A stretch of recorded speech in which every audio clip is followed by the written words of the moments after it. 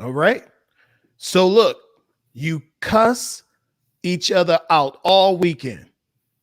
You fight, you get in each other's faces. You may even have been arrested.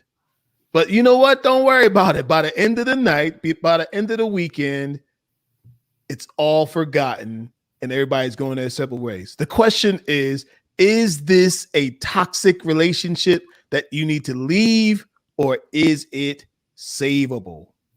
If y'all ready, I'm ready. All right. We are ready. We here. Hello, everybody. I'm Kelvin Troy Johnson. I'm a dating and relationship coach known as the Love Coach of Atlanta. And here I got my new friend, Avarel Smith. We here tonight. We're going to talk about this topic tonight on the 5 signs you're in a toxic relationship. All right. So we got Avarel. Hello, Avarel. Hey, Kelvin. Thank you. Thank you for having me. It's a pleasure to be here. Absolutely. So, Avarel, let me just give you a chance to just talk to the folks and tell them who you are, where you're from, like drop a little bit about who you are. Well, I am Avarel M. Smith. I am a certified dating and relationship coach, a former matchmaker, and now the founder and CEO of Seeking Synergy. And I help single women break the toxic dating cycles, increase their self-worth, and attract the man they desire. I'm from St. Thomas in the beautiful Virgin Islands.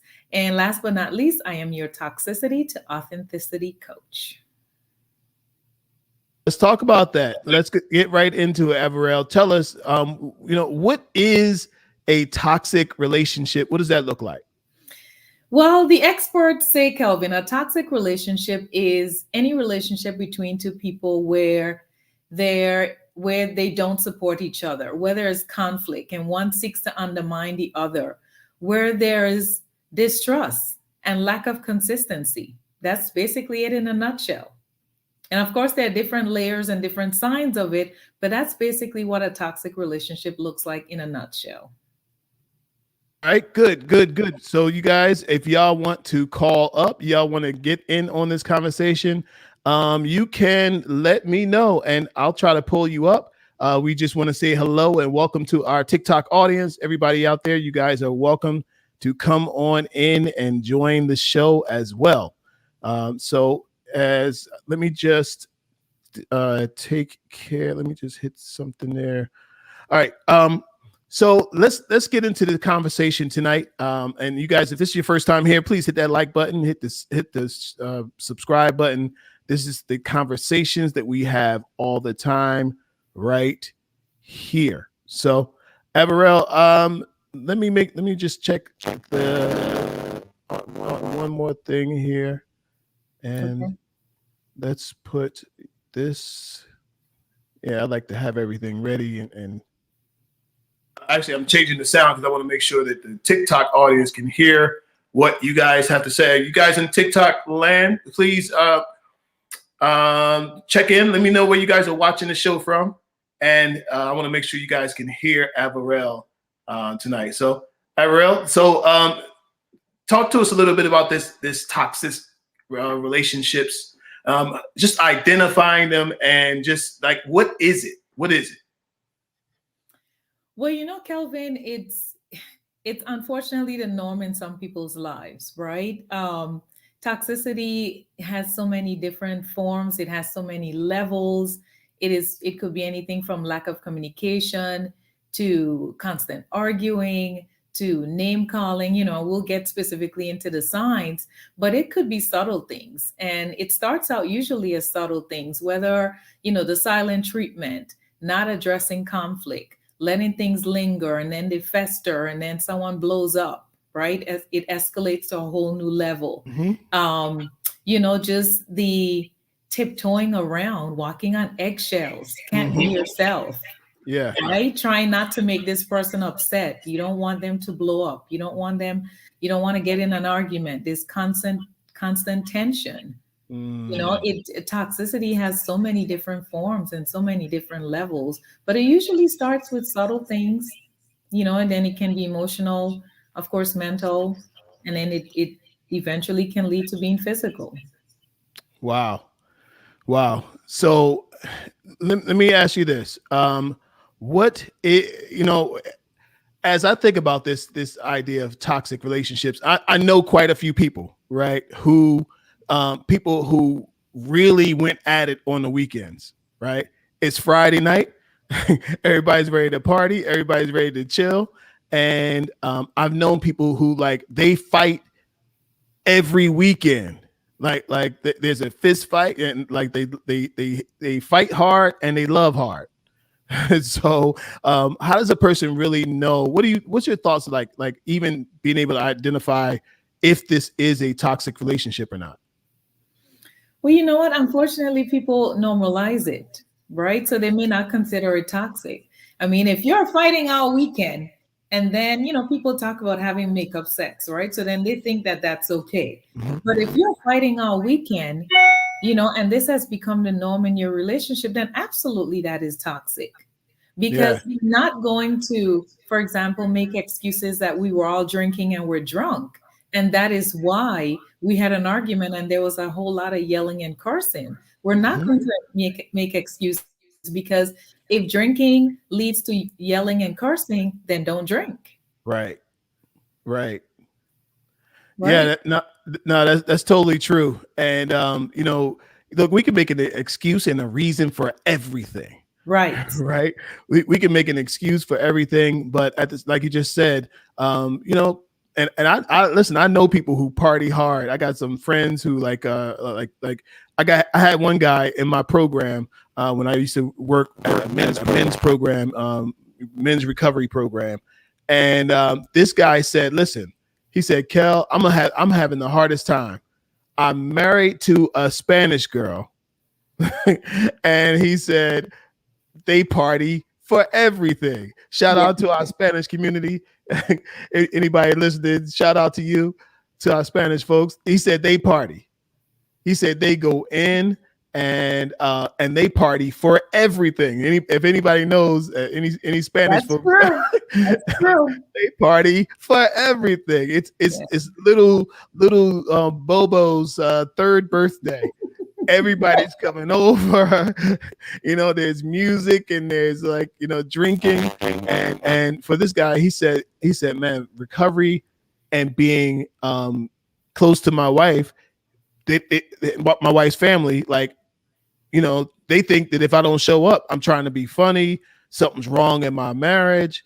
He says, so I really have a difficult time, like even being in these familial relationships. So talk a Right. little bit about that. Now, when you say he's having a hard time being in those familiar relationships, he's trying to avoid being there because of, I guess, the, whatever goes down after all the drinking. Is that what you're talking about? Yes, yes. Okay, so then he's not used to all the chaos. I guess he's not used to all the chaos because, that's what toxic people do. They create drama, they thrive on the chaos, they point fingers, and they don't take responsibility for their actions. And so, if Mm. that's not something that he wants in his circle, in his world, then I totally understand him not wanting to be part of that. Yeah, yeah, yeah. Because there's no going back once certain things have been said or done. There's no going back. Yeah, my girl Thick Brown said, she said they are. There we go. Hispanics are serious about family, and they are. They are. I totally understand that, and I know a lot of Hispanic people, and they are very family oriented. Hmm. Absolutely. Hmm. Yeah, and so if you do act like you can't hang around the family, it is going to be a problem. That is a problem. Yeah. you You're gonna, know. you're gonna come off standoffish. You don't want to, be part of that circle. You may have an issue with someone. It does come off that way. But in his case, if the reality is he does not want to be part of what that chaos looks like when it goes down, then I truly understand that. So Yes. he's like between a rock and a hard place. That is a difficult place to be, and of course, just like the rest of the family, he's also got three or four kids with the woman, so he's going to have to show up, Yeah. you know, Yeah. and so he's got to face that. So So let's talk about these 5 signs, you guys. We're gonna get into it. And look, and if there's somebody here who wants to come on, we would definitely take your questions. You want to come on? Maybe you want to just have your voice heard. Um, that would definitely be a good thing. So, before it looks like we got a good question. Tatum Scott's got a good question. We can talk about. How do you get a friend to leave a toxic relationship? We about to get into it, y'all. How do you get a friend to leave a toxic relationship? She knows it's toxic and calls you all the time crying and upset. There is so much in this. I'm gonna let you go first, Avarel, and then I'll Okay. jump in. Hi Tatum, thanks for joining us. I like to say this, Kelvin, and some people may not actually, and I'll elaborate on it so it doesn't come off offensive. What Mhm. I do know when it comes to toxic relationships, each person has to take some responsibility for their actions or lack thereof in that relationship. They have to take responsibility and accountability. And I Mhm. say that meaning they're not taking responsibility for what that person is doing. They're taking responsibility for how they're reacting to it. And so, unfortunately, you can't change that other person. You can't change that person's behavior, but you can change how you react to it. And sometimes you really, as hard as it is, you have to take yourself out of the equation. And I can talk personally on this because before I was a coach, I was married. I was in a toxic relationship. It did not get to being physically abusive, but it was emotionally abusive. And this was a marriage. And I said, this is not what I signed up for. And I got out of it. And it may be easy for me to say it and hard for someone to do it. But I can tell you, as I'm sitting here right now, I did it. And I know that you can too. And Absolutely. as it relates to her friend, Mhm. there's nothing she can say necessarily that can get her friend to leave unless she has made up her mind that Mm. wants to leave. Kelvin, I like to tell people that our minds are our most powerful tool. And so what Absolutely. you believe, you feel, you speak those words, your actions follow, and then it's the end result. Whether that's good Mhm. or bad, it depends on your actions. Yes, yes, yes. There's so much, and that's a great answer there, Avarel. So listen to this though. I'm gonna come at this Tatum from a different perspective. If this is your first time seeing me, my background is in working with men. So men talk to men in a different kind of way. That was a nice clerical. That was nice way that you just put that, Avarel. So I'm gonna say it differently Okay. to talking to a man. It looks like that. I believe that's a man. Tatum. Okay. No, it's a woman. I think it's a woman. Is it a woman? Yes, I know the name. Yes. I I recognize her name. I think it's It, a oh, woman. oh, okay. So you do know the name. I Okay, so recognize it's a the name. woman. Yes, I know someone with that exact same name. Okay, so all right, so that changes what I'm going to say then. Okay. Yeah, okay, so if this is if you're a buddy, her if you're a female and you're her buddy and she's coming to you talking about her really her toxic issue, right? Okay, yeah, she said yes, I am female.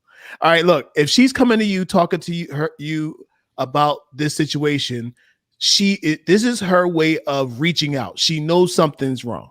Right. She knows that this is not going to work. But sometimes people can feel trapped in a situation. If somebody, maybe he might be paying all the bills, or maybe he might be the support system that keeps everything together. Whatever it is. And sometimes people can stay in these situations that's toxic. He only slap you upside your head every couple months. you Right. know and it's like, well, it's not that bad. Well, no, it is bad. Yes. So I want to say to Tatum, just be there for her. Right. Right, be there for her. She knows she needs to leave, but sometimes it's easier said than done. And one of the best things you can do is be a support to her, Yes. because she's going through a lot. And yeah, it's difficult to just sit there and watch somebody just struggle in this kind of way. But just being for her, being there for her, and encouraging her. Listen to this: encourage her to do the thing that she knows is right. Right. Right? Did you catch what I said? Yeah. Give her, tell her to do the thing that she knows She is knows right. it right because she knows deep inside what she needs to do. She Yeah. knows. Mhm. This is not a surprise. She knows. Right. Right? And the reason that you have to tell her this way is because you got to make sure that she's not, if anything happens, she don't come back to you and say, I did what you told me to do, Right. and see what happened, you Right. know. And you don't want that. You don't want that. And not to mention this, it probably won't stick if it's your idea. Yeah, and you're absolutely right because I don't know if I said it, but yes, it absolutely has to come from her. She has to make up her mind that that this is not what she signed up for, that she's had enough of this, that she's done with the crap. Mm-hmm. Once she actually feels that way, believes it, then she can act on it. Absolutely. We all right. So this is a good question, and you guys like that? They like that question over here in TikTok. And you guys, if you have a question, I'm sorry, my attention can't be over here the whole time, but I'll definitely answer you, ask your questions on tonight, and even expound on those. So drop your question there. All right. So we got my girl Coco is in the building. What's up, Coco?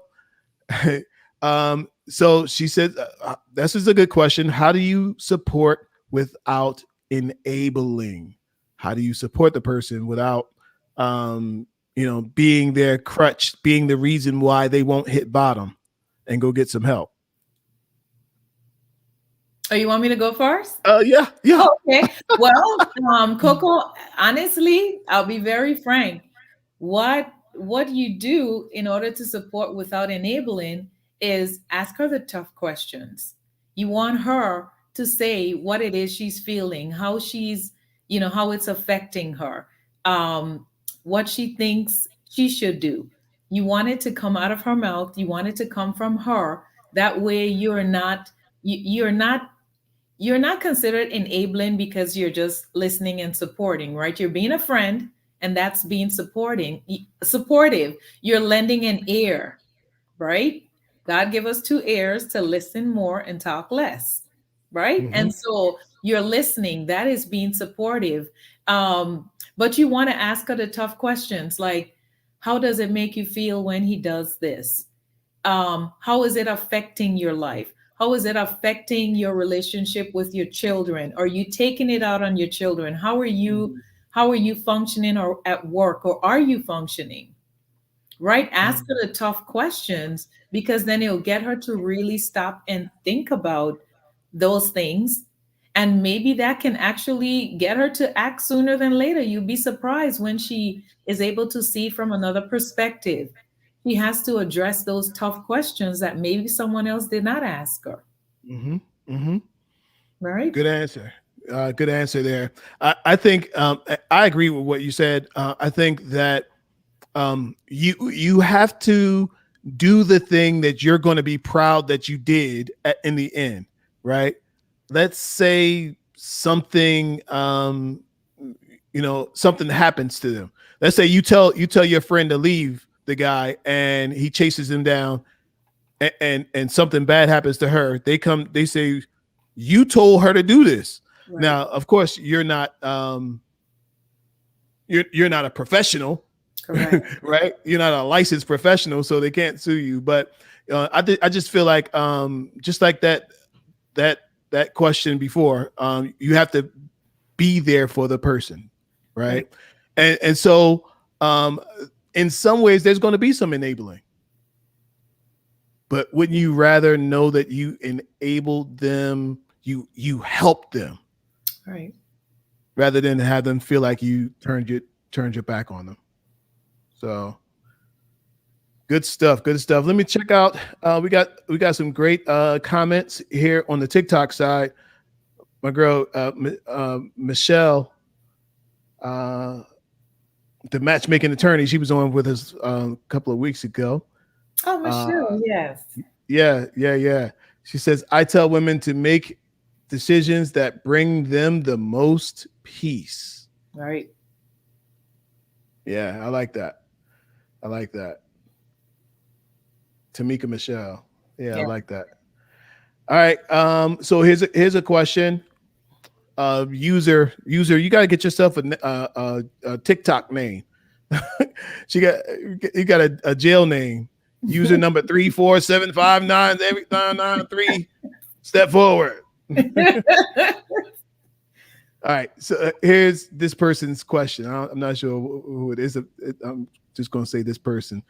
Been dealing with a toxic men so much now. I'm gonna be the toxic one because why not?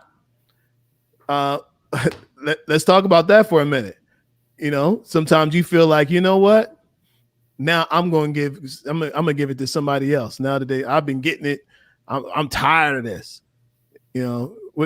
Talk to us. What's your thoughts about that? Like, should you flip the script So and be she's that person? so she's with a toxic man, so she wants to reciprocate. Yeah, yeah. So all her men have been toxic men, treating her like dirt, and so she's like, you know what?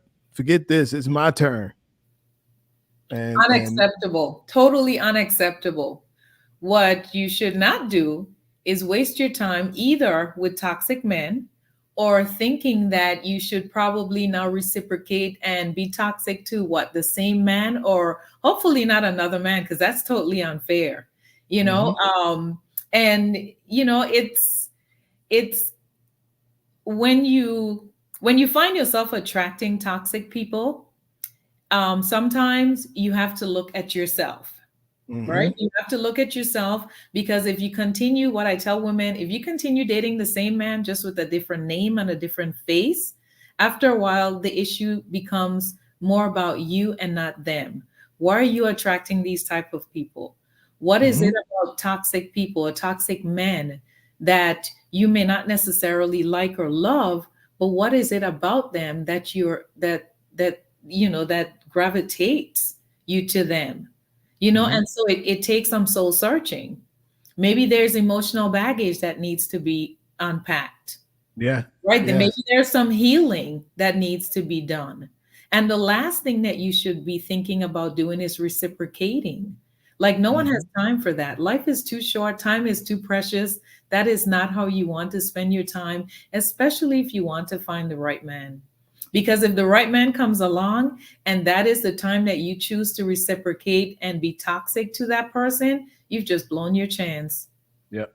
of having Yep. the life and the relationship that you really wanted and that you deserve. Mhm. Mhm. Agree. Agree. All right. So we got another question from one of our TikTok friends. Here's the question: Am having okay.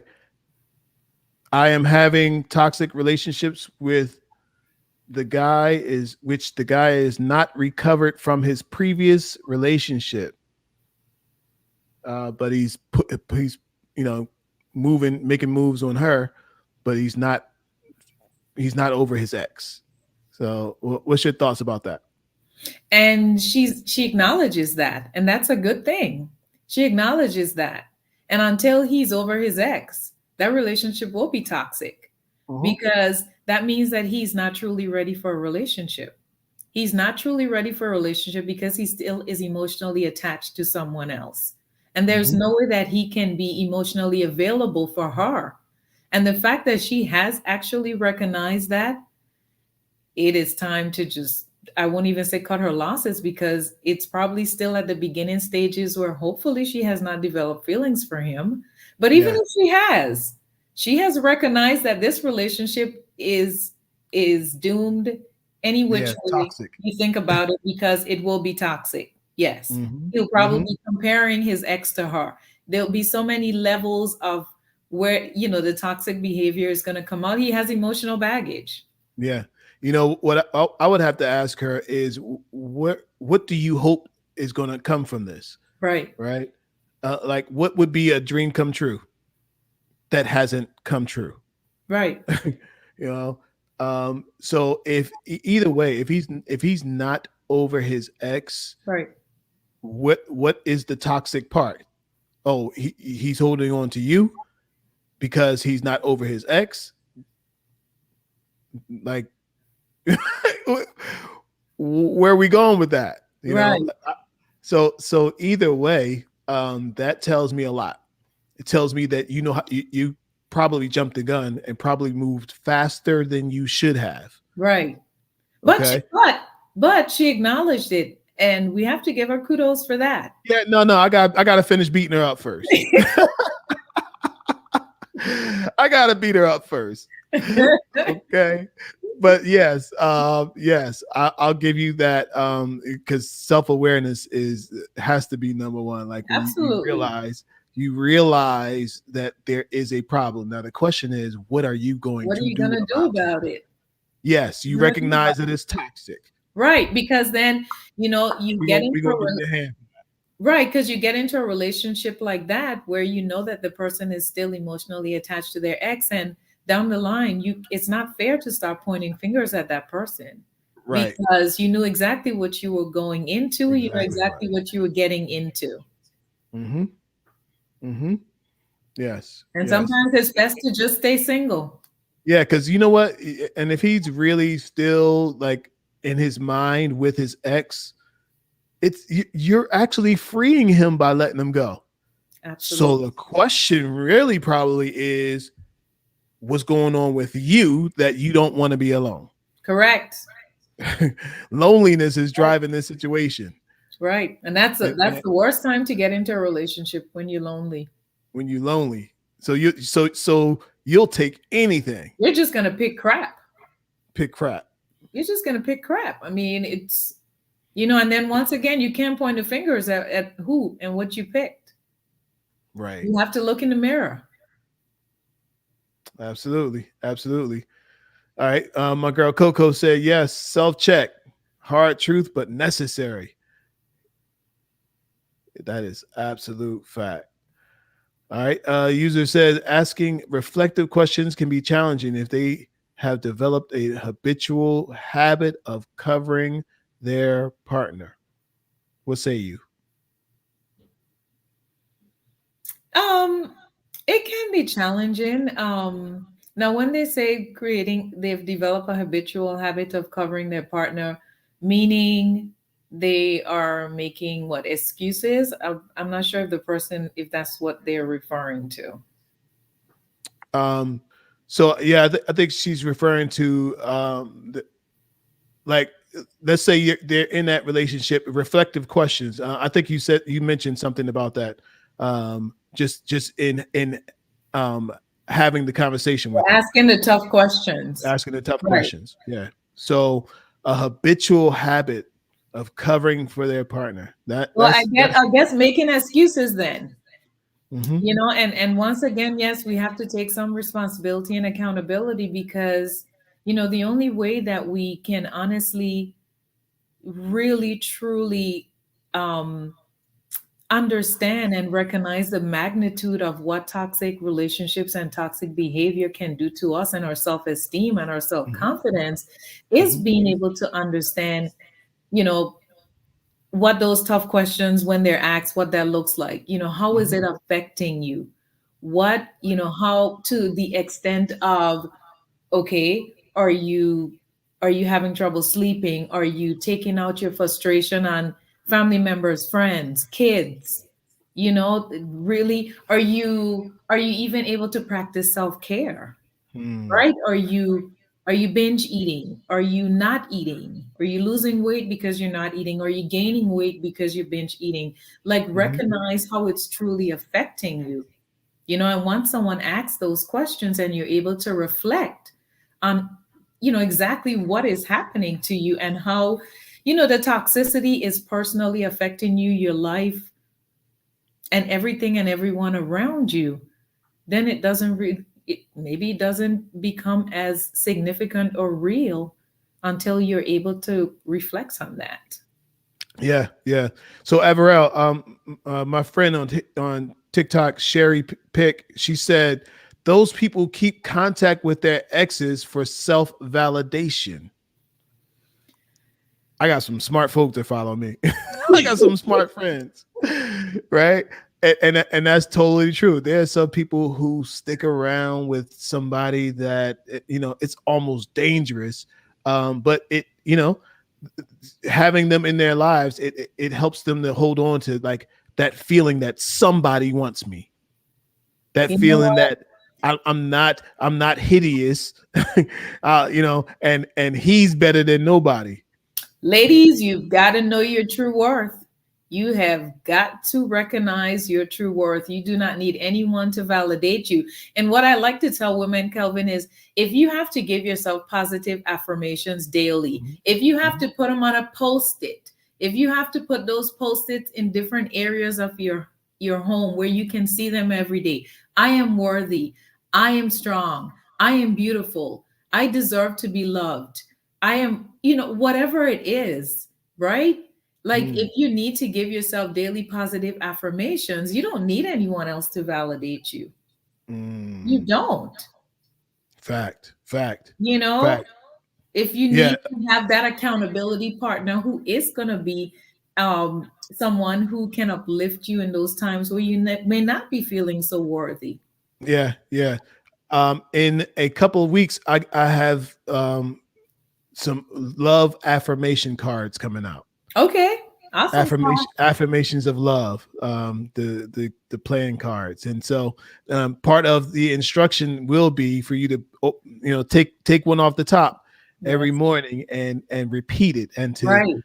like meditate on it, and let it be your mantra for the day, and you keep Yes. that meditative thought that I am love. Right.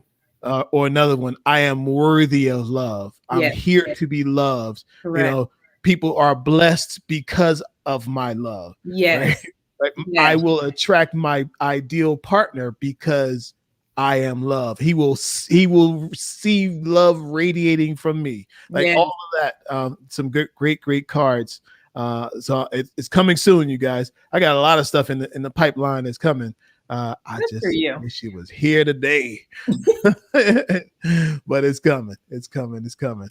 So we got some more questions. Oh man, they running up on both sides. Okay. Let me go with they're not showing me the Facebook username, but I can see it's my girl LV on the Facebook side. Question: how do you suggest you handle a person who allows their partner to mishandle and mistreat their loved one? But anytime you address it or ask that he not attend functions because of the behavior, you're accused of sowing discord. Ooh, family drama. Their loved ones shouldn't have to deal with toxicity to love them. So, did you understand that? What How what she just said? how do you suggest you handle a person who allows their partner to mishandle But and don't worry about it. I'll ride on it. I got it. I got it. So let's say it's your sister yep, is married to a guy who just comes around and he lights her up. He gaslights her. Oh, and we keep saying her. There's a lot of women who are more toxic than men. absolutely. Okay, I'm not on the pandering train. Everybody getting the same treatment tonight. Like there's some women who are the personification of toxic. Their energy is toxic. How they talk to you is toxic. Right. So, but in that scenario, let's say your sister's married to a guy who treats her like trash in front of people. He talked to, and he talked like that back at the house, right? And you trying to figure out why does he have to come to the family functions? It's not his family. Why does he have to come, creating drama, creating problems? Now people are mad at each other, and you know how some of our families do when they get drunk. They get drunk late, and it's warm outside. That could be a recipe right there. So, how does she, as or if this was you, how would you handle your sister's husband who's just, and anytime you say anything about it, they saying you trying to, mess up the family, causing problems in the family. Well, Kelvin, I love Tony Gaskin's quote, right? You teach people how to treat you by what you allow, what you stop, and what you reinforce, right? Mm. And in this case, the fact that he's causing those type of issues at family functions or whatever, um, obviously someone needs to handle that. Hmm. Someone needs to Hmm. handle that, and he should not be allowed to just show up. Yes, he is technically part, in-law. He's an in-law, In so law. he's Hmm. technically part of the family. But no one should have that type of behavior is totally unacceptable. Now, as it relates to how I would deal with her, I mean, I don't sugarcoat things. I am not known for sugarcoating anything. So I would have a tough conversation with her. It would be very clear that Mm. he is not welcome. And if it got to where he was told, she was told, he was told that he's not welcome if he showed up, so would the cops. The cops would Yeah, have yeah, to yeah. show up because But no one should have to deal with that. I'm sorry. yeah, listen, it's messy, and I think that collectively, if they really want to handle this collectively, there's no guarantee that this is going to pan out in your favor, Correct. right? But collectively, what you want to do is you guys need to come together with him. Maybe at the family function, call Uncle Joe, your brother Walt, you Right. know, Someone needs to Binky, handle it. Yeah. Binky, and all of them, Yeah. and they go and when the guys get together, they have a guys conversation about like what they're seeing, and sometimes guys can take it better from other men. Sometimes they can't. Sometimes they Sometimes can. sometimes it's Sometimes they even can. worse. Yes. I mean, it all You know. depends on who you're dealing with, right? And so Yes. once you know who you're dealing with, then you really know, or you have to know, or you should know how to deal with them because you know Yes. whether they're reasonable, if they're only unreasonable, if you can talk to them, if you cannot. Like Hmm. sometimes drastic measures are necessary. It may not be ideal, you may not like or love it, but it may be Yeah. necessary. Yeah.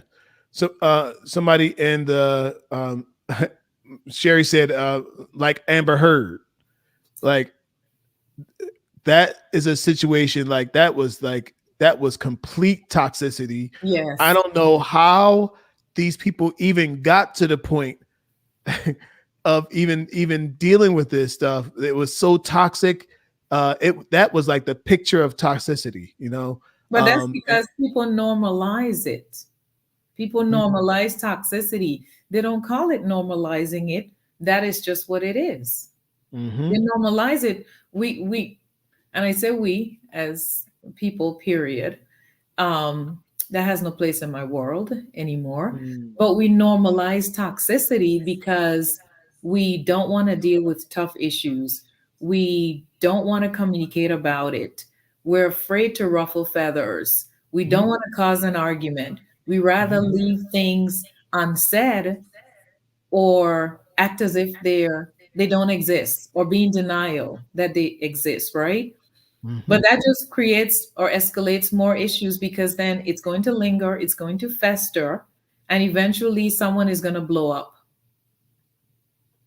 And, Absolutely. and what it is, and what actually happens is, one of the things I tell my client when you let things fester, and women are more likely to do this, they when an argument starts or there's something, there's some conflict, then it's what I call kitchen sinking. Now they're throwing everything into the mix all at Mm-hmm. the same time. Things that happened 6 months ago, 4 months ago, a year Mm-hmm. ago, and then the current issue is not even being addressed Right. because everything else that you've let linger, that you did not address it because you didn't want to start an argument, or the person does not, or he or she does not respect your thoughts, your opinion, Mm-hmm. Mm-hmm. right? They Mm-hmm. interrupt you when you're trying to talk, so nothing gets resolved. Yeah. Yeah. Yeah. It becomes a It, vicious cycle. it really does. It really does. I think that and we got a good somebody responded to your talk when you talked about affirmations. Lee Jordan says, I use affirmations every day, and it has made a significant changes in my life. Right. It has, yeah. So that's definitely a positive word for somebody out there. Um, so so sometimes when you're in these situations, this is what I was thinking about while you were talking about that. Sometimes when you're in these situations, it could just seem like you don't know.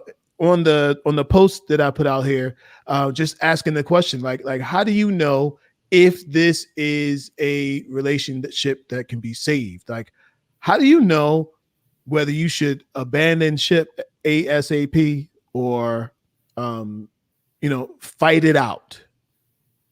The short answer, the short answer is, how will I know, for example, if you're asking when to stay, when to leave, Mm-hmm. Mm-hmm. if the pain you're experiencing is more than the joy you're feeling in the relationship, and if Ooh. it's costing you more than it's giving back, Mm. then it's time to leave. Simple as that. It may be hard to hear, it may be hard to do, but it's a simple equation. Mm. Wow. Say that again. If the pain you're experiencing is more than the joy you're feeling in the relationship, if it's costing you more than it's giving back, Mm-hmm. it's time to leave. It's as simple as that. Yeah. Yeah. Yeah. Yeah. I love that. So what my answer to that, um, it- when do you leave question is, um, when have you had enough? When you and look, and sometimes that might mean like you're not ready yet because you don't have your resources in order. You don't have your support system in order, right? Get all that stuff in order. Right. And the time will come when enough is enough. I heard a story a while ago about a man he was a salesman walking through the neighborhood, and he would hear this dog sitting on the porch just howling. He's just howling, right? And the guy's like, salesman walking by is like, what is wrong with that dog? And the old man just sitting there on the rocking chair, just rocking, and the dog is howling in pain. And it is a big difference between a dog just howling for no reason and how and a howl, a hurting howl, right? Right. And so the salesman can't take it anymore. He goes up to the guy and says, "Hey, sir, what is wrong with that dog?" And the gentleman on the porch said, "Why, he's sitting on a nail." And the guy looked at him and was like, "Sitting on a nail? Doesn't the dog know that the nail is digging in his side and he's hurting him?" He said, "Yeah." He said, "When that dog feels enough pain Right. and he cannot take it anymore, Right. he's going to get off that nail. Absolutely. But until he feels that pain, enough pain, he's not going to get off the nail. So he'll just sit there and cry and be on the nail at the same time." Correct. So for somebody, um, it's when you've had enough pain. Yes. And for some people, they ain't had enough pain yet, so they continue on. Yeah. Pretty Yes, much. ma'am. Yes, ma'am. All right. Let me grab some of these questions. We got a lot of good questions. She wants to know. Can she say, Sherry? Can you please tell me who is on the other line? I missed the intro. This is Avarel. You guys, Avarel is here. She is our guest tonight on the show. She's a certified dating and relationship coach, and she is the guest on tonight. And if you guys want to watch it actually on YouTube, just click the link in the bio and hit the link for the YouTube show, and you can come right on and see the full thing. All right, Avril. So, what does What's a couple of writer downers? We got the 5 signs in a toxic relationship. 5 signs you're in a toxic relationship. You ready for you ready with your 5? Uh-huh. Good, good, good, good. All right, let's go. Take them slow, and we're gonna talk about each one. Okay. Okay. So they won't be in any particular order. One is having a controlling partner. So this is someone who is really possessive. They have to know everywhere you go, everyone you talk to, everyone you see. Now, this usually starts out early in the relationship where they do want to know all those things. And you might think it's cute. You might think, well, this person must really care about me. Nope. Mhm. It's controlling, it's possessive, it only escalates and it gets worse. And so, it may even get to where they are trying to prevent you from interacting or having a relationship with friends and family under the guise of, well, I don't want to share you with anyone. I Mhm. want you all to myself. You mean everything to me. I want you all to myself. And so, and someone who does not have really good self confidence or self esteem may play into that. That Yes. this person really cares for me. And so, what unfortunately happens is that they do lose touch with family and friends. And this person is, as toxic as they are, this person is like their only lifeline. And so, they become even more dependent on that person, right? Because there's no one else in their circle. Their family and friends have unfortunately been, I guess, quote unquote, banned from having a relationship with them. Mhm. And so, but it is controlling. That's one sign. Yeah, yeah. Definitely. That having that controlling person is very difficult. Now, listen to this though. Here's something that you have to pay attention to. You have to ask yourself, what here is the difference between caring and controlling? Right. What is the difference between caring and controlling? Because see, there's some people who, and we've talked a lot about like the women being in this position. There are some women who cannot listen to what a man says, right? She just doesn't listen. You got all the answers, and you like. There's no point in you even being together because you got all the answers and you know everything, right? So sometimes there's a man who might come along and be like, you know what, um, uh, you know, it would be better if we did A, B, and C, right? Right. You have to, because D, E, and F are dangerous. They could put us in a bad position, right? You have to be able to trust somebody Right. and trust in his leadership as your partner, and so it is with women as well. I know Absolutely. some guys who know everything and they ain't listening to nothing. Right. you Right. know so she's your partner for a reason, and it's important to listen. Right. Yeah, yeah. All right, go ahead. Number 2.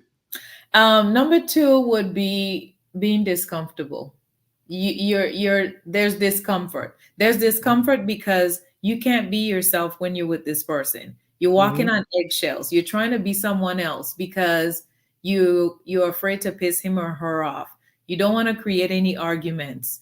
You're afraid to ask questions. You're afraid to ask for what you want. You're afraid to talk about your expectations, your wants, your needs. You're afraid to even have a conversation because this person might not might because this person would usually get upset. They're going to blow up, Mm-hmm. and so you are walking on eggshells. You are I oh my goodness, I don't know how else to say it besides you absolutely cannot be yourself. And one of the best things, well, not one of the best things, but one of the greatest things about being in a relationship is being able to be authentic, being truly yourself. Right Mm-hmm. now, we all have flaws, but when I talk about authenticity, showing up as who you are. And that's why I Mm-hmm. always tell women that it's so important to become the best version of yourself before you get into a relationship. Yes. Because if you're the best version of yourself, you're going to have self-confidence, you're going to have self-esteem, and Mhm. you're definitely not going to try to be someone else because you're afraid to ruffle feathers, you're afraid to ask questions. No, you're going to be so confident that Yeah. you're going to speak your mind, you're going to speak your voice. God give us a voice. Yeah. Use it, right? And I like to tell Absolutely. women that you have to learn how to command respect without having any qualms in doing so. Hmm. Hmm. And women need to learn that. There's power Yeah. in her voice. Yeah. Yeah. And the thing is, sometimes a guy, like you said earlier, the saying people you teach people how to treat you. Yes. You know, the analogy I give is, let's say it's a giant field, and you know the person who comes up to the field to get you needs to figure out a path to get to you. You're in the middle of the field, the person's walking up, and they have to figure out how to get to you, Yes. right? Guess what they're going to do? In their mind, their mental computer is going to go,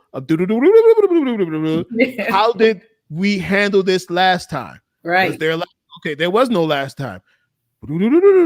Where have you seen this done? On TV, right? Or my cousin, my uncle, Right. right? Right. And so what they'll do is they'll start walking towards you in the field, and they'll go to the right, go to the left, go right, Right. and they may not even get to you. Right. Now here's where I'm going with that. Um, unless you cut a path to where you are, how you are to be treated, Yes. nobody can follow the path and give you what you want. You know Right. what they're going to give you? Whatever they got. Exactly. And some of these people don't have very much. No, they don't have it to give. They're not capable of giving that. Yeah, And you yeah, have to yeah. understand that and manage your expectations. Absolutely. So I always say, the best thing you can do is cut a path and teach people how you are to be treated, That's so they why don't the have to boundaries, guess. right? That's why they're boundaries. Yeah, Boundaries are put in place to teach people how to treat us. absolutely, absolutely. All right, go on. Number three. We're up to number three. Number three, manipulation. So, for example, Ooh. taking the knowledge that they learned, that you shared about them, right? That you shared about yourself to them, and Hmm. using it to get you to do what they want to do. For example, well, you told me that you had a disagreement with your sister. So now Hmm. that person may be trying to prevent you from getting in touch with your sister, from connecting, from reconnecting, right? From the argument, or well, you need to just cut her off. You need to just get rid of her. Take your voice away from her, take your speech away from her, using things that you shared with them and personal things, like maybe you had an abusive partner in the past and you shared that, right? Then unfortunately, what may happen is now they're using that against you. Well, see, this is you caused this. You're the reason why I'm upset. You keep doing this to get me upset. You keep doing that, or you're not doing this. They use what they know about you to get you to actually you feel beaten down. Hmm.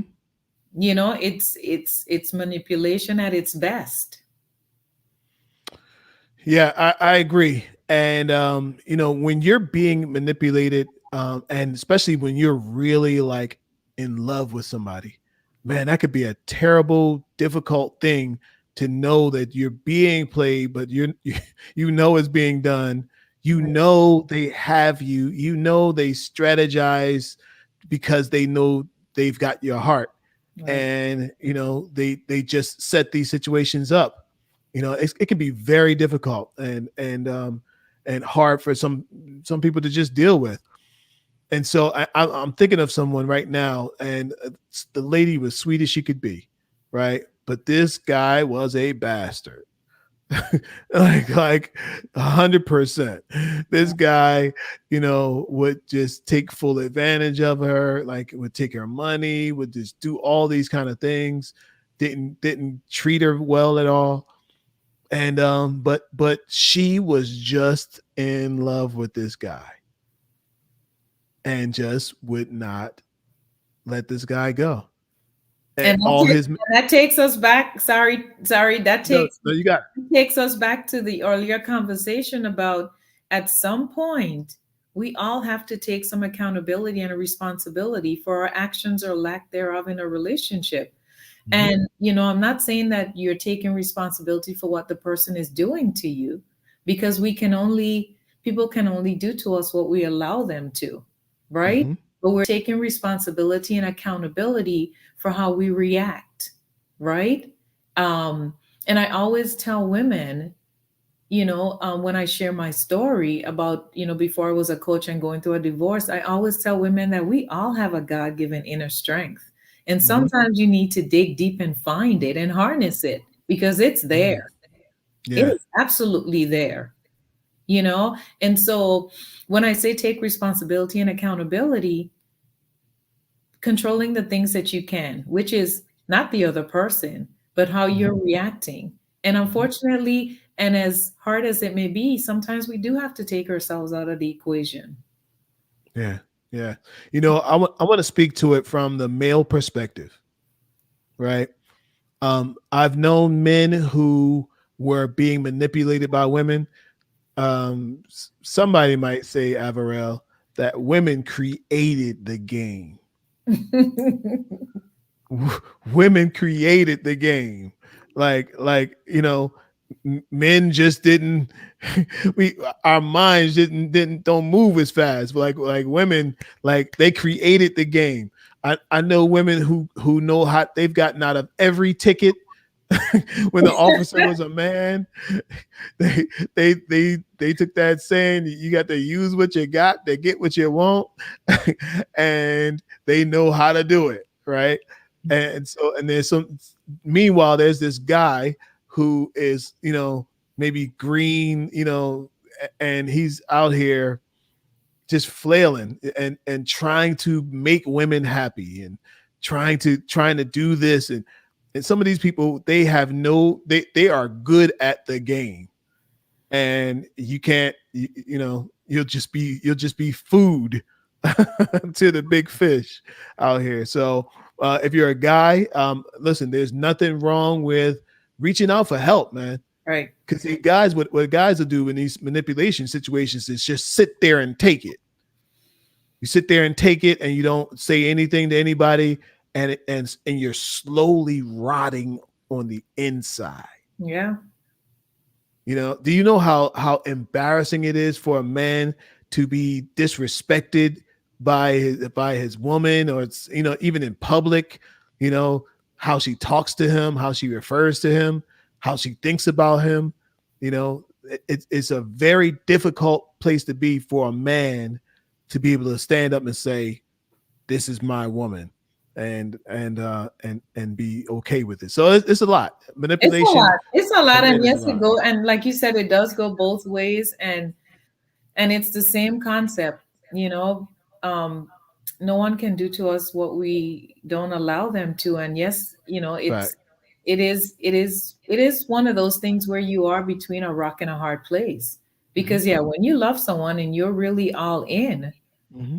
you're more likely to put up with a lot of crap. You're True. more likely to your mindset is that I've already invested so much time. I don't want to start over now. Who am I going Hmm. to find at this age? These are some of the things that people tell themselves Yeah. is those self-sabotaging beliefs, Hmm. right? Who am I Hmm. going to find at this age? I already know this person. I don't want to have to get to know someone new. Um, Things are not always bad. He does treat me good at times. He buys me stuff. He takes me on trips. They all the excuses, Yeah. Yeah. Yeah. right? All the Yes. excuses. They find reasons to stay when deep inside they know that they should leave. I was talking to a Yeah. woman the other day, and she said that she's in a relationship with a gentleman. Things are not going out that well, but what she said to me is that she's just going to stay there until her equal comes along. And I said to her, I said, when your equal comes along, you will not recognize him because you're Mm. in this toxic relationship. He will not recognize you. Right. What I do you said, want you for? I said, you will not recognize him because you're not emotionally available to recognize him, and he will not recognize you because you're in a toxic relationship. You're blessed. You're blocking the blessings of the man that God has for you. Hmm. Hmm. Every day you stay in that toxic relationship. Yeah. Yeah. And no man wants to observe toxicity and then intentionally jump into that. Right. No. What? No. What? No. Because I that just toxic. I couldn't believe I was like, wait, what? Yeah. Yeah. That that toxic relationship is actually making you into something. Yes. It's Yeah. some it's turning into something, you Right. know, and it's shaping who you are Absolutely.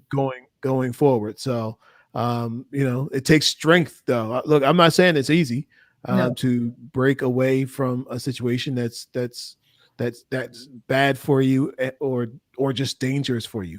Nothing But worth doing is easy. No one said, it's a everything worth fact, doing is hard. No one said it was going to be easy. fact. Everything worth doing is hard. Hmm. Everything worth doing is hard. Absolutely. Avarel, go ahead with your list. We're at what, number four? Okay, so the fourth one is someone who's judgmental. So Ooh, someone who, five signs. These are oh, the five signs that you're in a toxic relationship. right. So someone who criticizes you for anything Mm, that, for example, they don't agree with, something that they didn't approve of, and rather than considering, your circumstances or your feelings, you spend more time arguing than enjoying time together and having, enjoying your time or having quality time. And so they're criticizing everything you do. It's calling you despicable names, right? mm, And then with the promise that it's not going to happen again until it happens again. so it happens again. Yeah. And it's that constant criticism of anything you do or don't do. It could be they couldn't find their keys, Yeah. and maybe you're the one who, in their mind, you distracted me, you got me angry, I can't find my keys now because you did this, or you said that, or it's always a constant criticism for something, for anything, for nothing.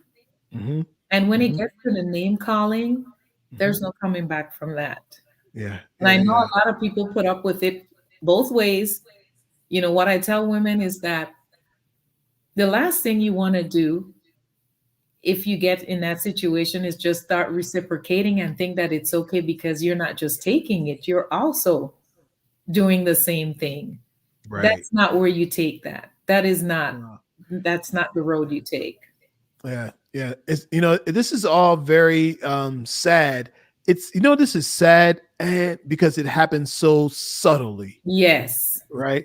People generally don't come through the door and calling you a funky a funky bee, Correct. like it doesn't just come all at one time. No. Generally people start and they're very subtle, and they say, if you say something Right. out of place, and if you let it go, Yes. then they say it again, They become and more comfortable, and they, it become and uncomfortable. at that point you've accepted it. You don't like it, you don't love it, but you've accepted it. And then you Yes. move on.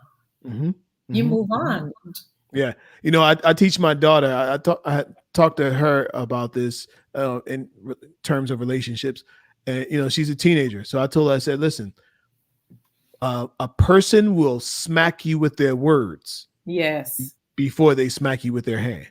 Yes. So if you want to know, I'm sure, I don't know if this is part of your list, your five signs, but here's a sign.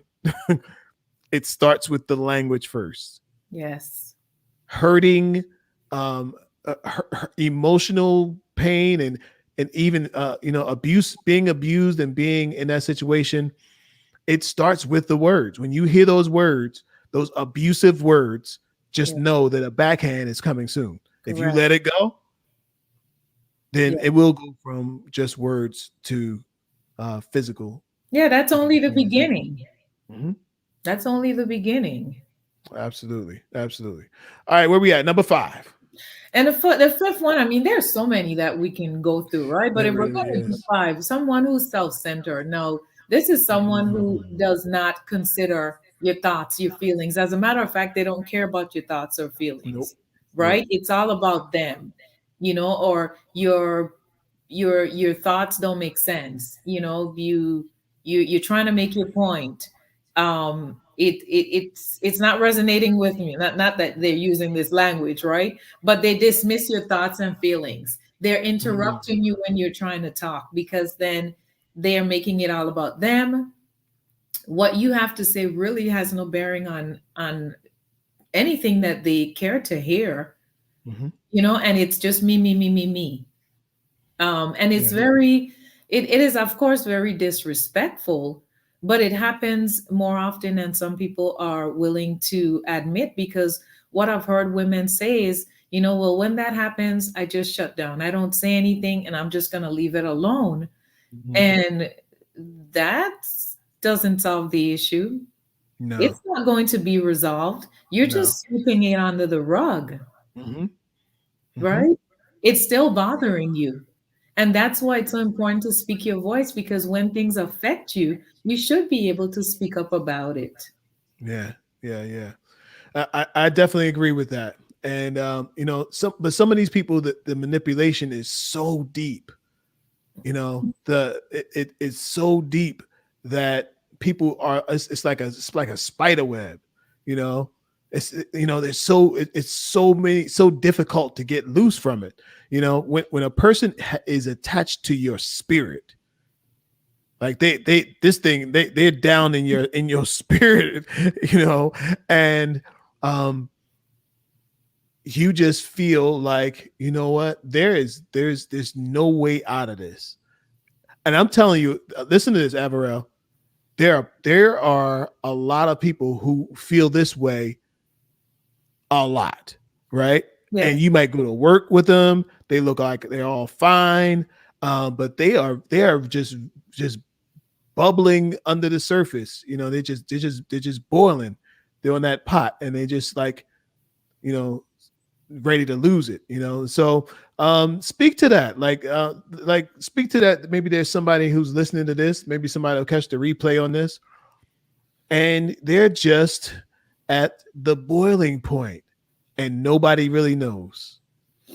And you know what? I did a post the other day about the fact that safe sex is not just wearing a condom, it's who you mix your soul with, Mm, because what people don't realize is that, yes, that connection, that physical connection, it lingers long after the emotional connection lingers long after the physical connection, right? And so you do get sucked in and drawn to people, and women are more emotional creatures, right, than men.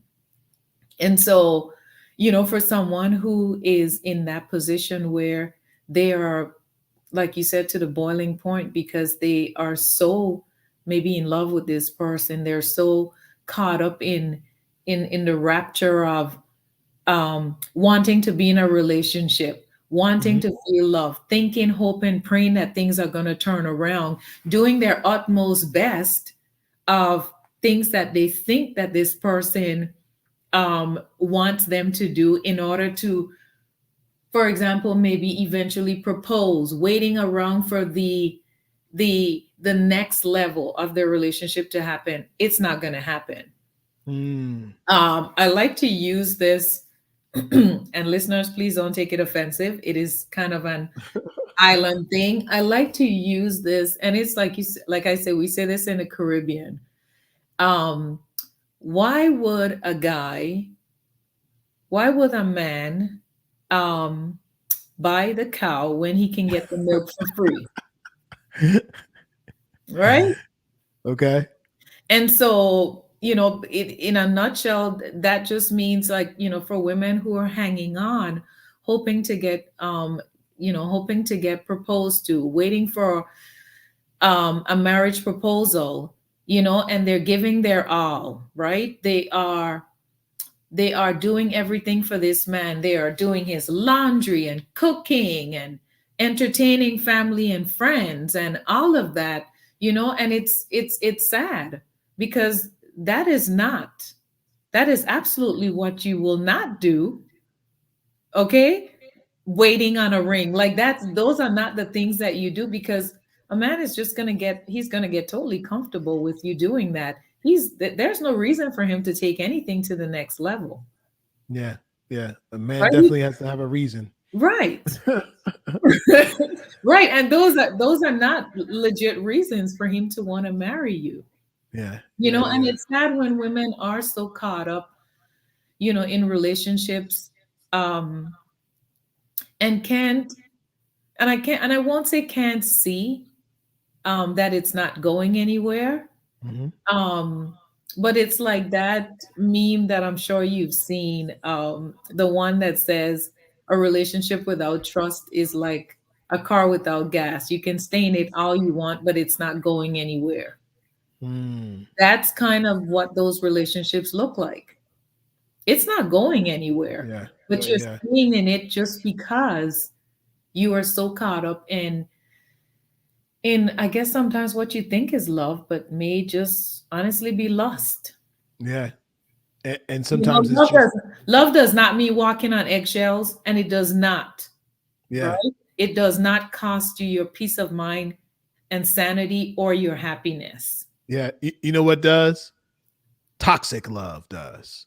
Unfortunately. Yeah. I watched this show on First 48 a little while ago, and they had a situation where this woman killed the guy, and she said he walked in the door, and he said, you know what? We're finished. He said, I don't want you. I don't like you. I don't love you. I'm finished with you. We're done. We're broke up. And she said, we what? She said, no, we ain't never breaking up. She said, we got graveyard love. Oh my goodness. What she called it, graveyard love. I'm sure somebody heard of that term.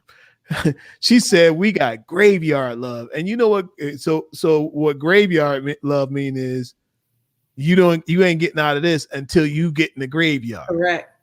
Somebody going to the graveyard before we break up, and It's and scary. and she said, and I guess it's going to be you, and stabbed him in his back. Oh my goodness.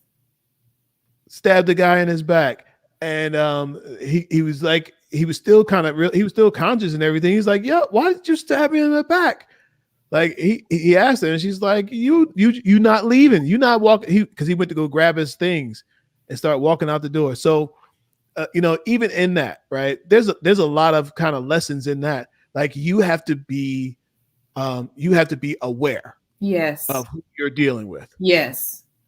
because some of these people are on the edge, and if they are in that kind of toxic, sick environment in their minds, Right. you don't know what they're going to do. Right. And you see it, right? You see it early on. Like you can be in denial all you want, but you see it early on. We really do. We really do Yes. see it early on because they can't hide that type of behavior. Yeah. That pattern is who they are. Yes. It becomes a vicious cycle. Right. That Right. is who they are. Look, and you're right. Right. With this guy who gets stabbed in the back, I bet you that wasn't the first time that she had done something. Exactly. She been Exactly. off for a while now, Yes. but he didn't think that she would do it. Right. Uh, final words, final last words of many bad situations. I never thought that they would do it. Right. Yeah. So I think that you have to be very aware, and just kind of, for some of these situations, you just not going to be able to just tell them straight up. I Correct. usually don't like people that do that ghost, right?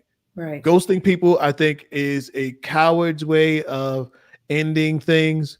But you know what? Sometimes it's the best way. Yes. is the way of Yeah. least conflict, because they Yeah. go, you say we finished and they want to know why. Right. Well, you do it too. Well, look at all the stuff that I've put up with you, and I Right. didn't walk out on you, and over and over And and then the more and more. conversation starts up again, and then yes. And then it just goes from there. And yeah. And you know what? Honestly, Calvin, we really have to stop normalizing toxicity. We have to Mm, stop making excuses for it. We have to stop justifying why it happened. And we mhm. have to start normalizing um, being mindful of our body language or attitude or tone of voice when we're communicating, because people hear our words, but they feel our attitude, right? Yes. We have to start normalizing being respectful of our partner's thoughts and opinions. We have to Mm, start normalizing, um, you know, um, recognizing that we may need to calm down or take a break when we're mm, resolving conflict and come back to it, right? Not mhm, just walking away, but letting your partner know that you may need a minute, a few minutes, a few mhm. hours, but taking that time to cool off, Yes. right? And we have to start normalizing being a reflection of what we want and how we want to feel in our relationships, Yeah. right? People felt like Bobby and Whitney are they were like the picture of toxicity. You Yes. know, they had fame, they were music people in the music business, and they both got high together. Right. you know, so the drugs probably escalated the emotional toxic relationship, Yes. and they went from there. And so, some people felt like, wow, they really loved each other. Um, but I feel like they were stuck with each other. Yes. They were kind of two peas in a pod. Yes, yes, They thrived on that. They thrived on that, like you call it, toxic love. They really did. mhm, They yeah, thrived on that. yes. And for some people, they believe, look, if it ain't toxic, it ain't love. You know, Oh my goodness. Unbelievable, but true. Yes. yeah.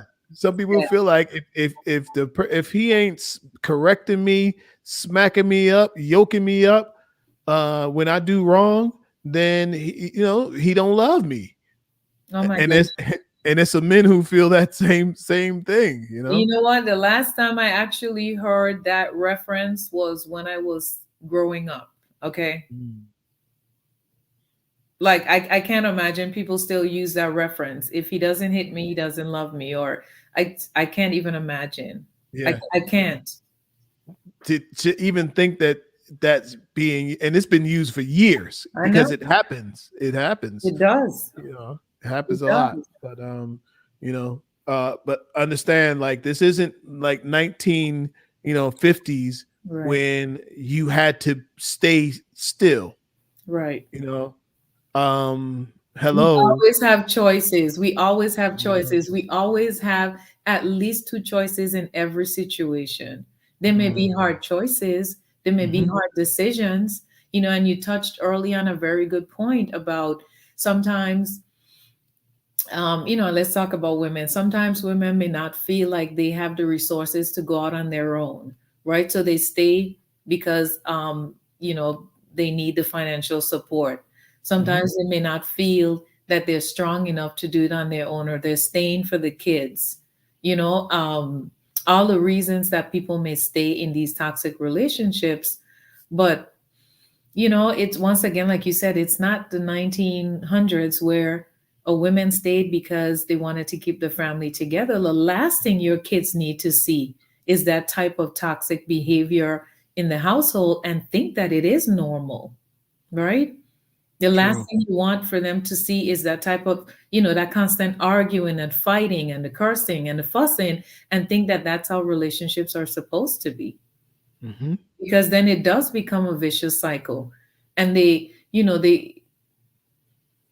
can choose to break the cycle, because I honestly tell people that I grew up in an abusive home. It was my mom was the abuser. I grew up in a toxic household. And so that is why I knew that once I became an adult, that had no place in my world. Like I Mm. couldn't control it as a child, but as an adult, I absolutely can. Yeah, so you did you went the one of two paths. Right. Either you thought that was normal, or you Correct. go in the opposite path and say absolutely not, never Absolutely again. not. Absolutely not. Hence, like I said before, I was a coach. I went through a divorce. Hence, I'm divorced. It's not Mhm, ideal, but it's my mhm, life. It's my life yeah, story. It's my life experience. I don't shy away from it because mhm, there are many people who wish that they could get out of their relationships, out of their marriages, but they're stuck or they're staying for whatever reasons, right? mhm, And mhm, so, some people have this stigma about being divorced and it's like a negative word and it's a negative concept, but your peace of mind and sanity is priceless. mm, It is absolutely priceless. absolutely. But I believe we always have choices, Kelvin. We have paths in life and we just have to decide which path we want to take. And because Mm, we always have choices, we can break whatever cycles we want to. We just have to make up our minds that that is what we want to do, and we can absolutely. absolutely do it. Yeah, and you're right. When it comes down to it, people might say that they don't have any choices, but we all got choices. Always. In 2022, we all got choices, right? Absolutely. Um, but you just have to recognize, like, well, what is it that's stopping me from making that choice? Is it Right. fear? Is it um, concern for my well-being? Like, being unsure that you can actually live, Right. without this person. Right. There's a lot that goes into this. It's a Um, lot. It's a lot. And you have to think about at some point, what's more important to you, right? Is your well-being, your mental stability, is that loving yourself more than you love this person or the relationship? Like you have to think about what is most important to you. mhm, mhm, And it should mhm. definitely be loving yourself first. Gotta be loving yourself first. It's Right. gotta be, Absolutely. gotta. All right. I wanted to get to Tatum's question. He said gaslighting is at the height of why so many people continue to stay. What do you think about gaslighting? Um, and remember, Tatum is a woman. Okay. Honestly, Calvin, people give themselves reasons for why they stay. You know, we can use all the list, every word in the book, every term in the book as to why people stay. Um, People always find excuses to say. That is what I will say about that because um sometimes it's easier to just stay in their minds. In their minds, it's easier to stay Hmm. than to find a way to leave and to make a plan to leave, right? Because that's the hard part. The Yeah. easy part is staying. I mean, it could go both ways at times, but it's sometimes easier to stay because leaving means you actually have to think about what you're going to do. Think about the next step. Hmm. Execute the plan in order to actually leave. Hmm. Figure out certain things on your own. It may mean being single for a while. It may mean having your finances kind of top turned upside down, right? Because you don't have that second person as a financial cushion. So Hmm. that seems hard in some people's mind, Yeah. right? And Yeah. so it's Yeah. kind of easier to just stay in that situation because you have that person to support you. As toxic as it is, you have Hmm. that person to support you in the ways that you have gotten used to. Yeah.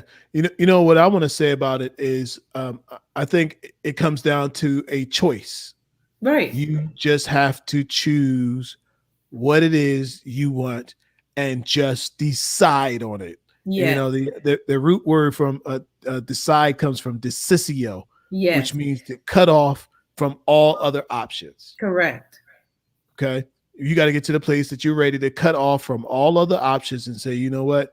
This is the level of emotional height that a Yeah. person has to be on to Right. ride my ride. Correct. Because then you're making excuses as to why you're not going to take that route.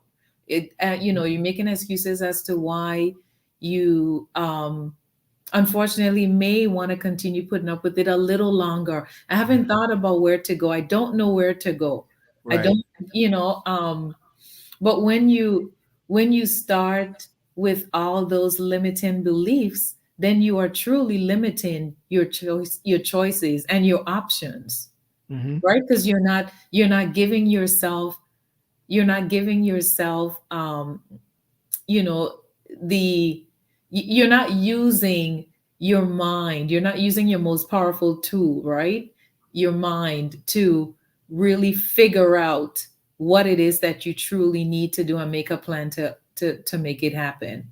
And Yeah. there's always people that would support you in whatever route you take, Right. but more so someone who will support you, someone who loves you, right, will support you in that route, in helping you figure out how to get out, where to Sure. go.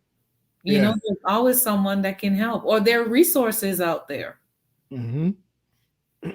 you know, there's a guy who, and I'm Sherry. I see a question. She's been waiting for a while. Um, you know, I know a guy who his, he grew up in church. Okay, had a wife, married this woman who pretended to be what he wanted her to be. she pretended real well, and then after we got married, she was like, okay, forget about that. And so they were in a situation where, and she was a cop. Okay. She was a cop, and at one point, it got wild, you know, and they ended up divorcing. But I think they had also had experienced some trauma in their relationship, in their household. Like, something happened to one of the children, Right. and they had a difficult time, um, recovering from that. So I think, I want to say to somebody that sometimes there is a root cause to your toxic situation. I Yes. don't think the answer is to leave all the time. Right. I don't think the answer is to just walk out. I think the answer is to decide, either we're going to fix this, we're going to work on this, or we really could go our own separate ways. But this guy, they eventually got divorced, but he was still emotionally, his heart was still tied to her, Okay. because he was expecting her to be what he thought she was Yes. when he signed up for it, you Right. know, and so even like very sad, sitting there watching old film of the wedding, and you know, Yes. yeah, he really Totally had it bad. heartbroken. And you make an excellent point that yes, and I think I said it in the beginning, there are different levels of toxicity. And if I didn't say that, because yes, there are different levels of toxicity. And sometimes, if both individuals make a concerted effort to work on their issues, it may mean seeking professional help. But if you both make a concerted effort to work on the issues, then Yeah. there is a chance, right? At least you're Mhm. giving that relationship a fair chance if you've both decided that you want to work on those issues. Right. If they're still just emotional and mental, right? If there's still emotional and mental toxicity Yeah. issues, then, because like you said, there is a root cause. You know what? And I definitely, I would encourage you to, seek a counselor, seek a Yeah. therapist. If you need it, life coach, love coach, all of us, we do this business.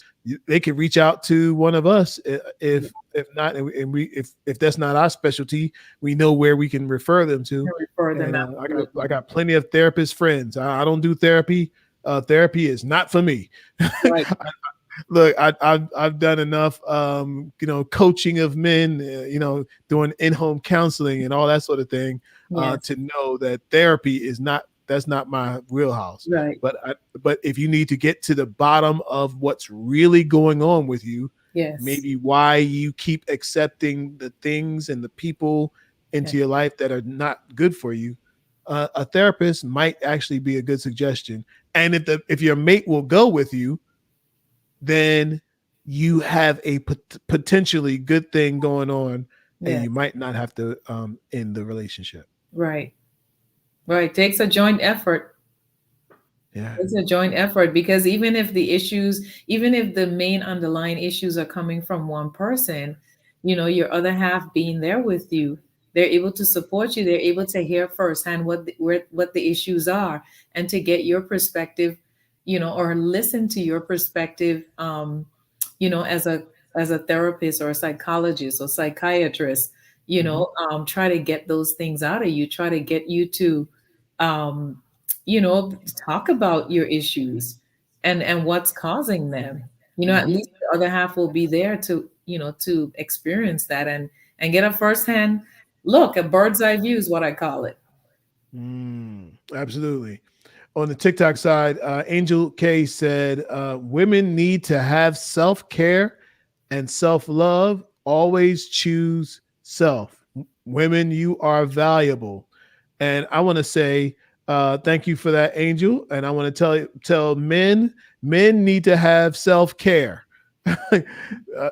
and self love. Always choose yourself. Men, you are valuable. Right. What Right. you think about that, We Avarel? all are. We all are because it's universal for me. It Yes. all starts. It all starts with you. Yes. Um, I I I always say that self-love is the key to finding true love. And Mm, if you don't love absolutely. yourself, you can't expect another person to love you. Yes. You, That's the you beginning of you- toxicity. right, right. You have to Hmm. love yourself, flaws and all. And Yeah. that's why I teach women, the importance of becoming the best versions of themselves before they get into a relationship. Like Hmm. there are different layers to being truly ready for a relationship. Yeah. I had a client. She's in on the West Coast. I got this client, and she's trying to get this guy to like her, to love her, to want her, to, and I'm like, it, he's just not that interested. He's just not that interested. And she literally said, I don't know why he does what he does. I was willing to be whatever he wanted. Oh my goodness. I'm willing to be whatever he wants me to be, I'll be. Wasn't that sad to hear? That was really sad. I said when she was continuing to talk, I said, "Time out. Yeah, I yeah. cannot There will be no let sugarcoating you here. Yes. no, I cannot let you go one more No, step. I don't no. want to hear nothing else you got to say Right. until you hear this.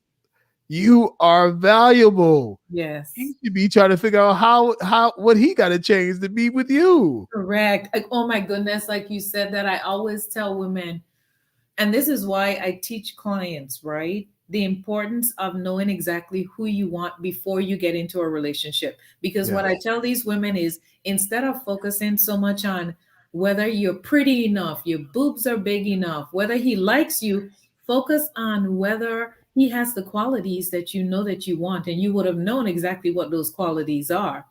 You'll know exactly who you want, what you Hmm. don't want. And Hmm. so when you meet a guy, if he doesn't meet those requirements, then he's not your ideal partner. Stop focusing so much on whether he likes you, whether your boobs are big enough, and all the things that unfortunately some women focus on.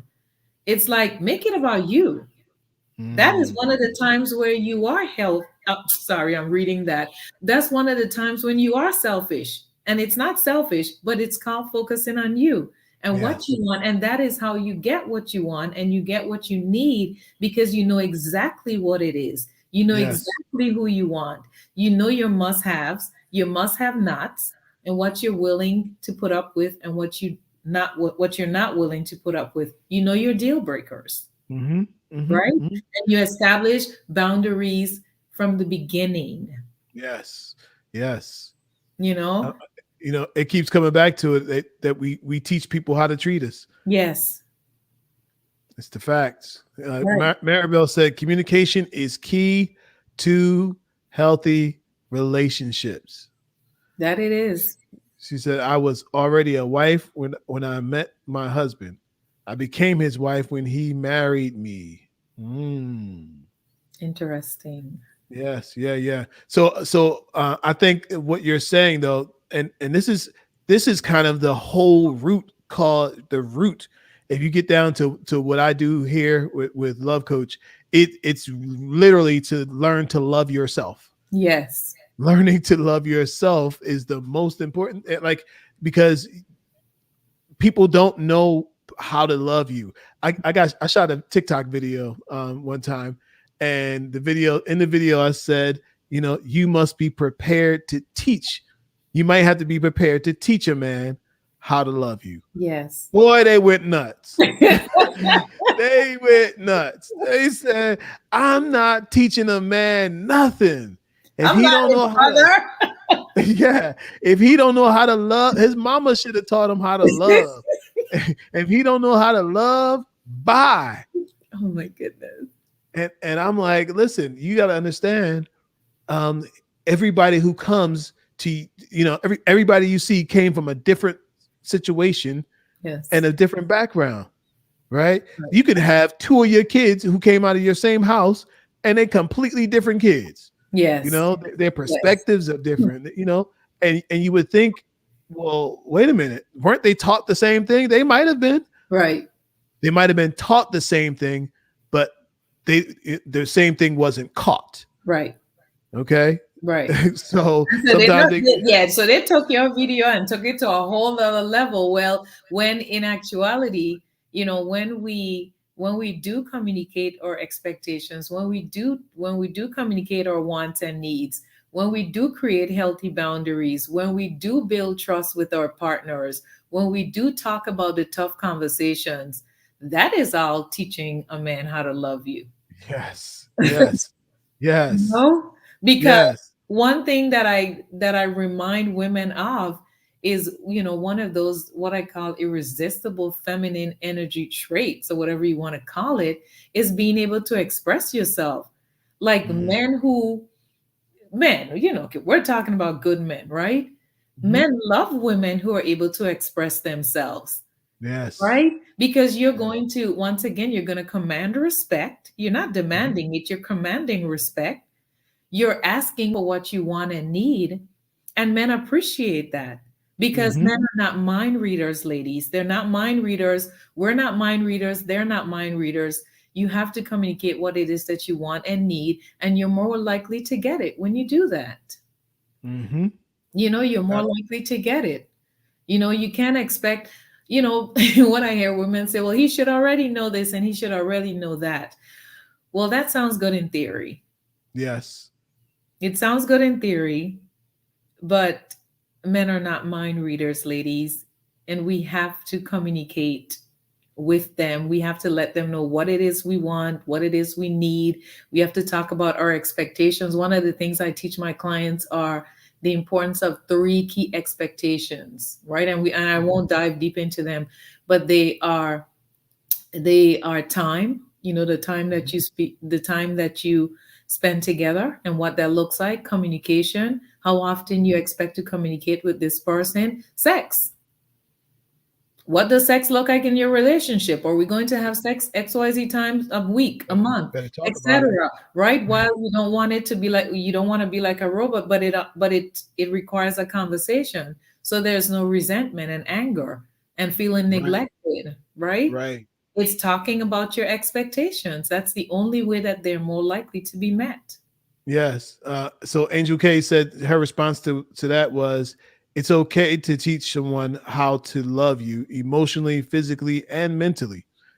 So that was her answer to that, and I definitely agree. I knew they were going to blow up when I said it, because some people hear things that they want to hear so they can oppose it. Right. Right, right. Not that they necessarily, if they heard it and thought about what you said, they would agree with you. But Right. some people are on edge, Avarel. Some of these people are on edge. They're mad because they're still single. Yes. They're mad because their friend got married, and they're still no husband, no kids. You know, so some of these people are just mad. Well, that's why we're here, Kelvin, right? This And is that's why why we're we here. This is why we do what we do. Because there yes, are a lot of people out there that do need help. But, acknowledging is the first step. And they do have to acknowledge that they do need help. yes, yes, yes. And And so yeah, their resources, the resources are out here. they are. We are The here. situation that I was referring to when I said that you got to teach him how to. You might have to teach a man how to love you. Yes. Is it comes from a situation I knew when I was doing some men's coaching at a recovery house. This guy came to me and he said, "Kel, I have never been loved." Wow. And me coming from my background of having two parents and in a decent neighborhood, I didn't understand what do you mean, like, Right. I said, I mean, I'm sure you had somebody in your life that loved you. He said, no, I've never been loved. He said, not by, he said, I know what they were trying to do, Right. but that wasn't love, because he came up in the foster care system, Okay. in foster care, and they grew up to be older kids and grew up in the foster care system, going Yeah. from house to house, treated like a dog in some of the houses. And he said, I'd never been loved. And so when he said that, I thought to myself, there's probably a woman somewhere, because he had 3 kids by then. Okay. I said, there's probably a woman somewhere who just cannot figure out why this man why he won't act right. They don't have the words to say what he said, but they say, why won't this man act right? And for him, the reason he won't act right is because he doesn't even know what love is. Right. So yes, That. like you said, teaching boundaries Yes. is teaching somebody how to love you. Right. Teaching what is acceptable Yeah. is teaching somebody how to love you. Yeah. What is unacceptable? Correct. What I would love in a partner? What makes me smile? Yeah. What makes me happy? What makes me joyful? What is a great surprise for me? Right. Right. Of course, you're not going to tell them all this all at one time, right? Right. But it takes over time. This thing is done, and so yeah, you might have to be prepared to teach a man how to love you. And that's why communicating is so important, right? Because you do talk about these kind of things, right? You do talk about, what what you want your relationship to look like. Because despite what societal norms say about relationships and what they should look like, both of you decide what you want your relationship to look like. And you absolutely do what you need to make sure that it gets to what you want it to look like, how you want it to be. um the roles that you play, right? The roles that you, let me not use the term play, the roles that you have, to Mhm. each his own. But you Yes, make your relationship about both of you. And whatever works for you, it works for you. And it doesn't have to be quote unquote acceptable for anyone else, because they are not involved in the relationship. right, Right. right. But you talk about these things, right? And that's how you get to really understand and learn where your partner is coming from, not interrupting when a person is speaking. And that's why I Mhm. said earlier that God gave us 2 ears to listen more and talk less. Because what some people do not realize is that when you listen more, you really truly understand where that person is coming from. You get to understand their perspective. Yes, yes. Let me Right. read this statement from Maribel. She said, also, a man who is truly interested will learn you. So, yes, it definitely has to be a man who, or a woman in this Yeah. case, a person who really wants to do this, right? Yes. Because of course, you can't teach anybody anything Anything. if they don't want to be taught. Right. So this is a person who's come who has to be open to you and open to understanding how to make things better. Right. And this is why I teach women the importance, Kelvin, of dating with purpose. Like you have Mhm. to be intentional about dating. No Mm. one has time wasting out here. You're not dating to get someone to stroke your ego and validate who you are. Like there should be intentional dating. What is the Mhm. purpose of dating? Are you looking for a life partner? Are you looking for someone to get married to? Like, you don't have these conversations on the first or second date, but Mhm. absolutely, you have these conversations because if the purpose of you dating is to find a husband, then the guys that you're dating at some point in the dating process needs to know that, because then you would have just eliminated a lot of time that you would have Yeah. wasted, a lot Right. of headache and heartache to find Right. out later on that that's not what they want. Right. Right. you That know, was never that was never what they wanted. correct. And that's why it's so important to have the tough conversations. Hmm. Hmm. Hmm. So let's we got about 15 minutes left here or so or less. Let's talk a little bit more about solution. How do you address a person that is you're in a toxic relationship with, that you want the toxicity to stop? How do you approach that? Well, first it has to start with them, right? Like they have to understand that they're important, they're valuable, and they really and honestly, as hard as it may seem, have to practice self-care, right? Because, if they're not taking care of themselves, they're definitely not going to be able to even try to formulate a plan for what to do, whether it's getting out, whether it is trying to fix it, depending on the level of toxicity, but it's trying Mm. to make them understand that they have to put themselves first. And once Mm. again, understand um, what is most important to them. Mhm. Is their mental well being more important than the relationship?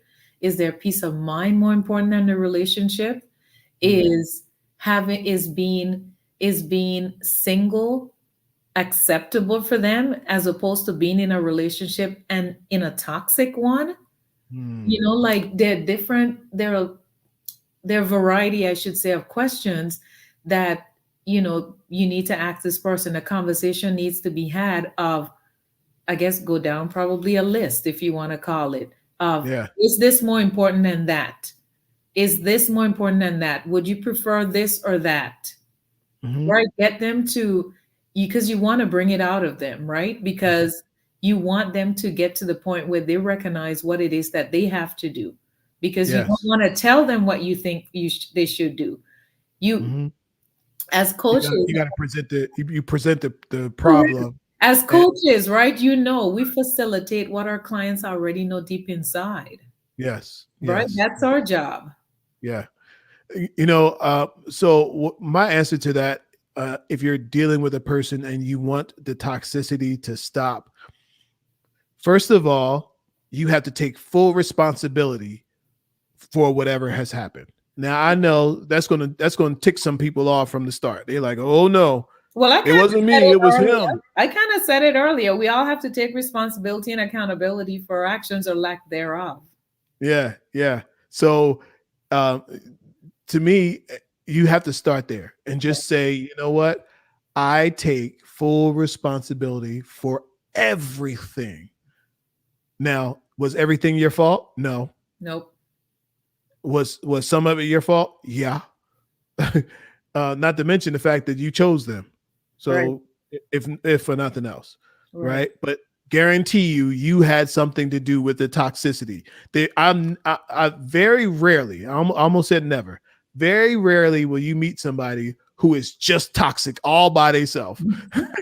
You know, they Right. just Right. they just toxic all by themselves. Right. That hardly ever happens. There has to be another person who joins them that makes the rub start to happen. You can't rub your fingers unless they meet. Right. Okay, and so you can't have a toxic relationship. generally, because there's all kinds of people who dealing with stuff in their minds, but Yeah. generally, this stuff, these toxic situations happen in these relationships, and I think you got to start there. Yes. You definitely have to start there. What's your thoughts about that? I absolutely agree. Like I said, it all starts with you because then, while you can't control what the other person does or does not do, you can control what you do, Mm-hmm. Mm-hmm. and recognize the role that you may be playing in the situation, meaning you may be accepting it. That may be your role. You're Yeah. accepting it. You have accepted it. You've been accepting it. Like that Mm-hmm. may be the role that you're playing. And that Yes. goes back to what you said about taking responsibility and accountability, because Mm-hmm. that may be in the form of accepting this toxic behavior, Mm-hmm. right? Mm-hmm. And just letting it be a vicious cycle. Avarel, there's a few more points on this I want to cover, but um, we get ready to lose the TikTok audience. So let them know how they can follow you, where they can find you, and then we're going to keep going. Oh, okay. On Instagram, you can follow me at seeking_synergy for life. I'm also on Facebook, seeking Say that synergy. again. Say that again. On Instagram, my handle is seeking_synergy for life. And Synergy for life. yep, seeking_synergy for life. My business Okay. is Seeking Synergy. It's all about Okay. togetherness, right? Okay. And on Facebook, it's Seeking Synergy Relationship Coaching. I also have a Facebook group, Breaking Toxic Dating for Single Women. Ladies, jump in. There's always a ton of information about how to break the cycle. It is truly time for us to end the cycle of toxicity. Yes. Yes. Yes. Avarel. That's she's Avarel Smith. Is her name, you guys. So I just thinking about that last statement, like it's time to break those toxicity, the habits of toxicity and what it turns into. Uh, just a thought flashed through my mind of a story that I heard last week.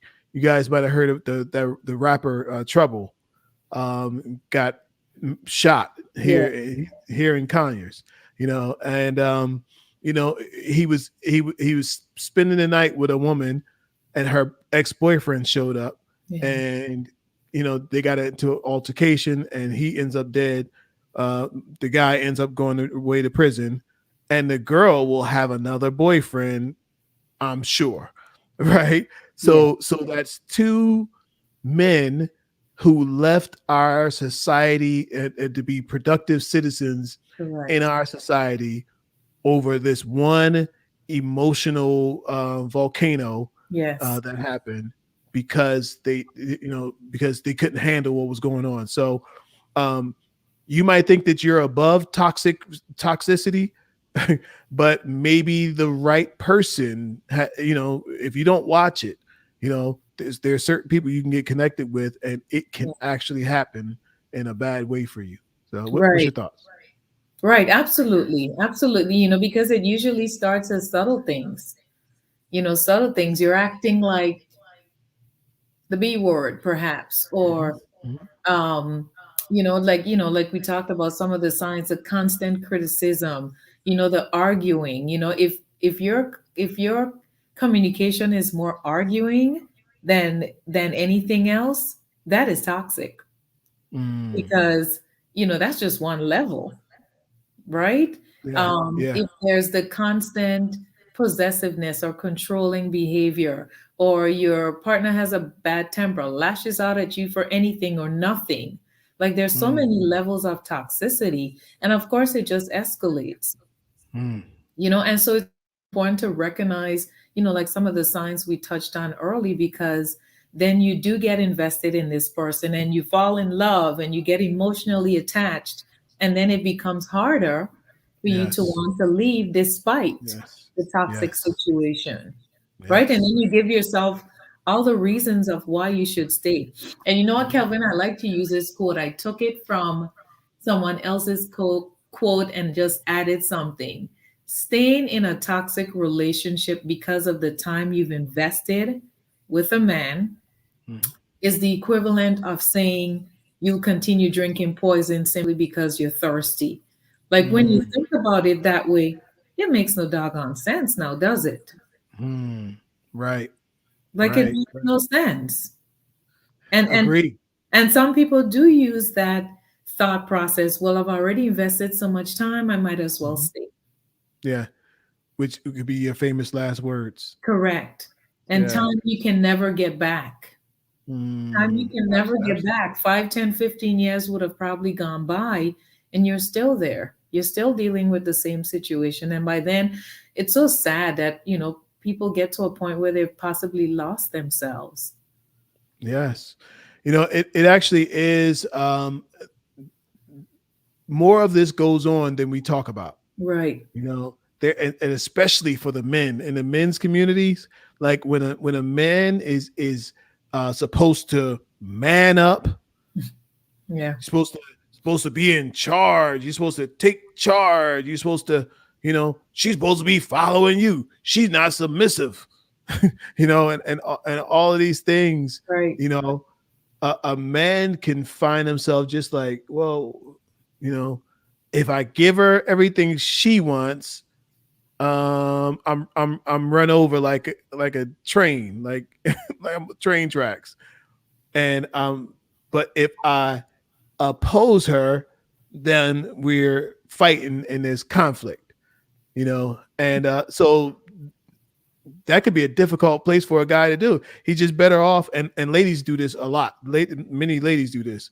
They just say, "Okay, go do whatever it is you want to do. Just yes, yes, yes, anything to avoid an argument, Right. even if it's something they really don't agree with, something Right. they really don't like. They just be like, you know what? I'm not saying anything. I touched Just on that earlier. I hear it too often, Kelvin. I do. mm, I'm just not mm, going to say anything. And when I say something, he pushes back or he ignores me or he criticizes or whatever. And I'm just going to not say anything. I hear that way too often. mhm, mhm, And I mhm. just, me being who I am, I can't process that.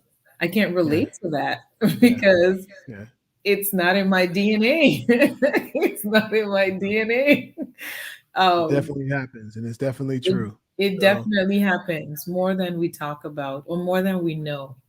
And it is yeah, very sad because we all have a voice and we should be able to use our voice. absolutely, absolutely.